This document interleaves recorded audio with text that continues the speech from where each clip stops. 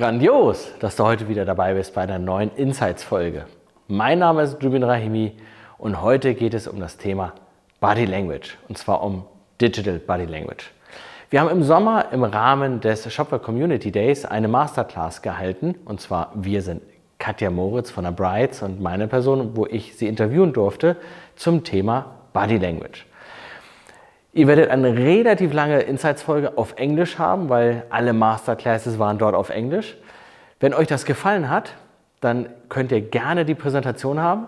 Link dazu seht ihr unten.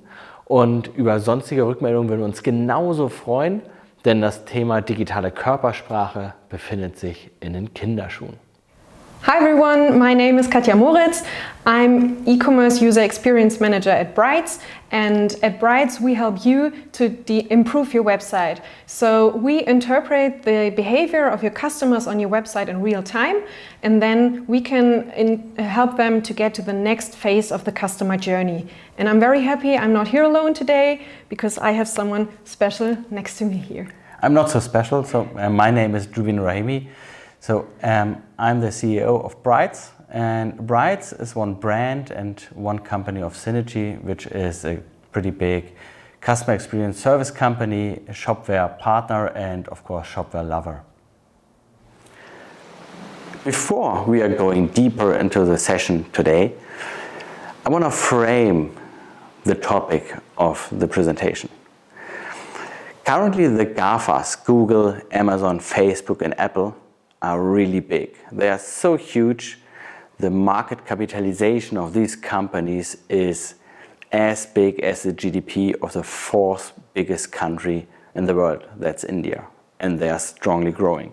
And it's not only a national or partly international topic, they are so strong they are ruling the whole world. That's not so bad. The question is, what are they doing different? And the cornerstones, what they are doing different are several. I want to highlight some. One part is verticalization.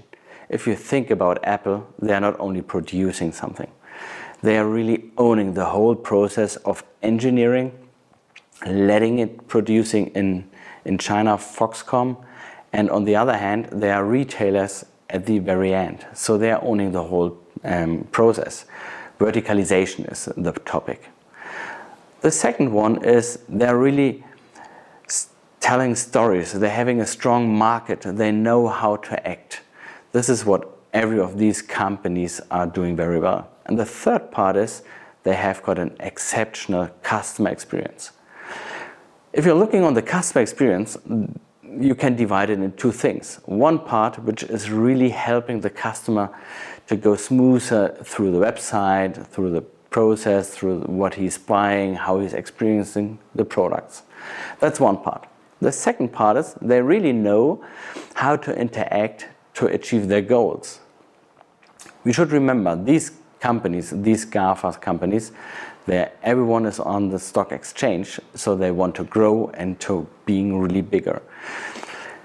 So going back to the customer experience part, personalization is the key. But how to personalize really a website or the experience if you do not know who is in front of you? And of course, we can think about statistics and how people are in general are acting. But imagine if you're going to a store, a physical store, and that's an anonymous one, a very big one. You're going in and nobody is taking care of you. You have no personalization. But if you're going into a store, it doesn't matter if it's big or small, but normally the small ones, the boutique ones, they are really taking care of you. They are thinking about, the store associate is thinking about what is the person looks like, what do he wants or she wants, what is the next step to help him or help her. So this is part of the language, the body language, what we all have. And we put it into the digital body language. We call it empathy.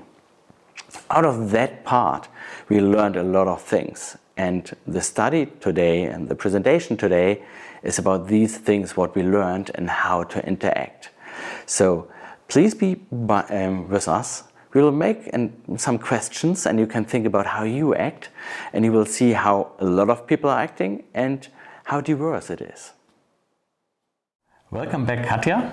So one question I think which everyone has got in mind on the screen is, how can we recognize the digital body language? Can you give us a hint or a short story how this is working? Of course. When we developed Brytes, we thought, how can you translate body language from real life to digital life? So we asked ourselves, what are things that matter when you interpret body language? So it's gestures, it's facial expressions, body language itself. So, and also what other information can we use to analyze the digital behavior? And we came up with a system where we can transfer some of these aspects to digital life. For example, you don't see the facial expressions of your users when he's using the website, but we can track his behavior with the cursor, and we can see, does he scroll very fast, does he scroll very slow, and then we try to find interpretations and try to figure out what does it really mean when someone is scrolling very fast or very slow. So for example, someone who's scrolling very fast, he's looking for a specific thing, he knows what he wants and he tries to find it on your website. And if he's scrolling very slow, then he maybe just tries to inform himself what products are available, what kind of things does the shop offer, and this is how we try to interpret the behavior and to find information about the customer. So you see, if I'm looking like that, or you see it somehow on the screen, you can really recognizing if he's not really angry, but for example, if he's hitting the button like that, you can act differently. Yes, of course, and we can also figure out, is someone there for the first time? So does he maybe need help to understand the homepage, the menu? Is he there for several times? So depending on how fast he interacts with the website, we know, okay, maybe he already knows where he wants to go and what kind of product he wants to find. Does he go to the sales page in the first move, or does he just inform himself on the homepage? So we try to figure out different behaviors and then interpret them and then use them to help the customer to get to the next phase of the customer journey. And how you collect, on how many touch points you are collecting all these data or attributes? So if is it only scrolling, or what are you collecting? So we have more than 100 metrics we measure. For example, we measure where does the customer come from. So let me give an example. If you want to buy a shoe, then you have customer A. He's typing white shoes on Google. So this is customer A. Then we have customer B. He's typing white Adidas night jogger size 43 for men. So we have different information only by his search term.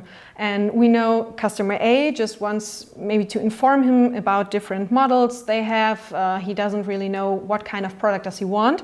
And customer B really knows what he wants. So he has a specific product in mind, and he has already made his decision on the product. And now he's looking for a shop where to buy the product. And in this case, we can help to increase the trust in the shop itself. So a customer who's really price sensitive, for example, because he comes from a webpage where they compare different products and prices, like what is it called? Comparison tools like Idealo or yeah, stuff like Idealo that? And stuff like that. When he comes from Idealo, then he's probably very sensible for the price. So we show him, we have a sales program right now, or we have several other rational USPs, because he's not loyal to the homepage itself or to the shop where he buys it. He's looking for the shop with the cheapest price. So we have to convince him that at our homepage you can find the cheapest price, and we have very good sales. We have very fast delivery, free shipping. USPs like that are important to him.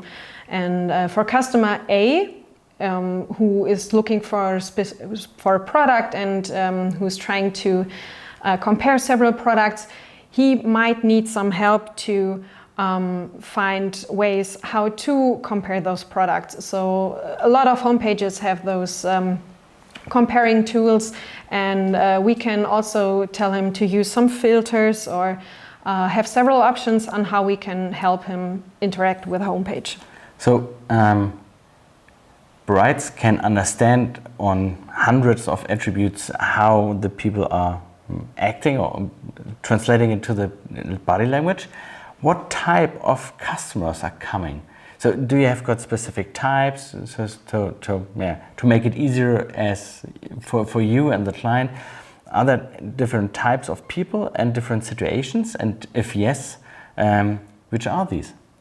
Yes, there are. So we have two different tools we use. The first one is we separate the customer journey into several phases. So first we have the phase where the customer develops a need. So he makes the decision, I need shoes, for example, because others are broken or I just want some new ones. Then he's looking for several different products. So he's informing himself about what do shops offer and where can I buy them. Then he compares those products, then he develops a relevant set, so which are my top 5 products, and then he makes the decision on buying this product. And also there's a phase after the buying decision, which is called the post-purchase phase, and there we can also interact with the customer. And this is one tool we have, and the second one, we divide the customers in several segments. So for example, we have the segment of the insecure. This is someone who is very insecure about how to make the right decisions. So he needs help. This is really the good product for you because of this and this and this. Then we can show him some trust elements. We can show him good ratings and reviews from other customers. And he needs help to minimize the risk of making a wrong decision. So he has to make the decision for a product, he has to make a decision for the shop on where to buy the product, and there we can help him to be less scared of taking a decision. And we also have other segments like the lover, who is very into a brand and really lives the brand. He's coming to your homepage very often because he really likes what you're doing, he likes your products and maybe the lifestyle or whatever is related to your brand. Then we have the segment of the demander and the segment of the hunter. And the hunter is very price sensible. So he is really trying to make a good deal, and he's going for the cheap product but with a good quality. And there we have several segments, and together with those phases of the customer journey we mix and match them, and then we have so many different options on how to address a customer. And what is important about this matrix is that even if you have customers in the same phase, you have to address them in a different way. For example, if you have someone who has already made a decision on a product and he wants to find a good shop where to buy the product, someone who is a hunter, he is looking for a good price. So if you show him we have the sale and you can save 20% of the price, but it's only for the next 10 minutes, then he's okay, I have to get this deal. I really need to buy it now, and he's very focused on buying this product, and you can push him a little to the direction of the purchase. And if you would do the same with someone who's very insecure, then you might overwhelm him because he needs help on the decision. Is it a good product? Is it a good shop? So maybe we show him the different options on paying the product or other USPs from the shop, maybe a trusted shop symbol, whatever there is. And so we help our customers to increase the trust in their shop, and therefore we address every customer in a different way. So one a difficult question, real life example. So the whole week I'm on the website, it's called By Components. So I love riding road bicycle. I'm there and looking for power meters, but I'm not really buying because they are expensive. And for everyone who doesn't know what power meters are, these are the pedals and they're measuring the power you're giving to it, and they're quite expensive. I'm really thinking about, should I buy it or not? So I'm more or less, I think you would say, insecure. On a Sunday, my wife is saying to me, we need lights for the kids. So I'm the same person, but then I think, the hunter. The cheapest lights for the kids, which are quite good. So good ones, but I don't want to overpay it. How you are acting with these ones, because I'm the same person, and on the other hand, I'm insecure, but then I'm switching from one day to the other to a complete different stage and type. How are you acting with that one? Or how should the clients are acting with these? You are the same person, but you have different needs in those situations and moments. So when you are looking for a thing for yourself, then and it's very expensive, you really need to think this decision through. So is it really the best I can get for my money? I have never bought one like this before, maybe, so you can be very insecure. And in this case, we can just help you. We can, for example, in the example of By Components, they have a very good sales team and a very good service team. So you can live chat with them, and we are just pushing you in the direction, and we are trying to show you a way on how to decrease your insecureness. So we show you, you can chat with them, they will help you, you can call them, and if you have any question and you don't find an answer, just ask them. And it's very easy. I really talked with them after a while. Hey, that was coming up, get in contact. That was quite good. Yeah, nice. Das war der erste Teil der Shopware Masterclass mit Katja Moritz von der brytes. Ich hoffe, es hat euch genauso gefallen, wie mir Spaß gemacht hat, das Interview zu führen. Wenn ihr tiefer in das Thema eintauchen wollt, unten findet ihr den Link, um die Präsentation zu erhalten. Ihr könnt aber genauso uns anschreiben, in Kontakt treten, gerne auch kommentieren unter dem Post hier. Wir freuen uns um den Austausch. Nächste Woche kommt der zweite Teil und da geht es um das Thema, wie können wir mit Prinzipien, das was wir erlernt haben, gut umgehen, um mehr für den Nutzer, also für den Kunden, aber auch für den Shopbetreiber herauszuholen. Bis nächste Woche.